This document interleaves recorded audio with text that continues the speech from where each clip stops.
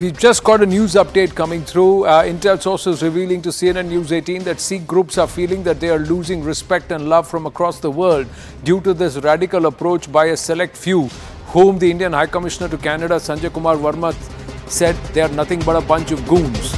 Sikh groups say that these khalistanis have no association with Guru Granth Sahib in any way and are never seen them reciting or a single word from Guru Granth Sahib.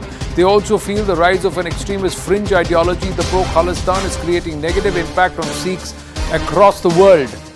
One of the first reasons they are citing is this visa cancellation issue is upsetting the Sikh community big time. The second reason they are saying is the cancellation of visa will also disturb the social fabric.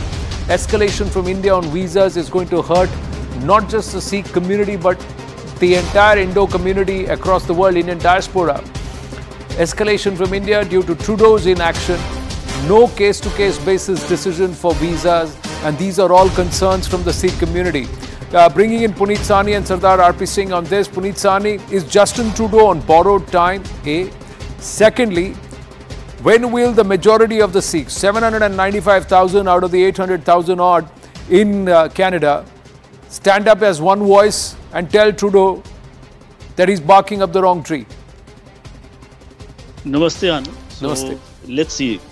So you see, Trudeau is of course on borrowed time, right? And it's actually his agencies are completely compromised, because I have been tweeting about Niger for a year, and if they were not so compromised, I would have helped them crack the case. To give you an example, the godfather where this Niger worked of the Khalistanis was Ripudaman Singh Malik, the financier of Air India bombing.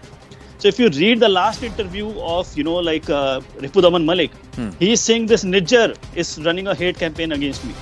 And if somebody understands Punjabi and, if you do the translation of what Niger was saying about Malik, he was saying that this Malik, he's first a disbeliever.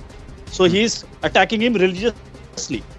Then he's attacking, he's using, in Punjabi, I cannot translate, he calls him a tukadboch, like somebody who eats from the street the morsels of the Indian government.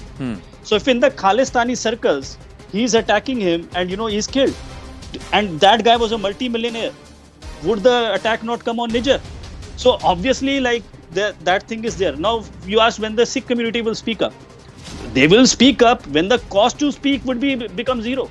So right now, I have given so many examples. They killed the journalist. You see, the investigation of the Air India bombing.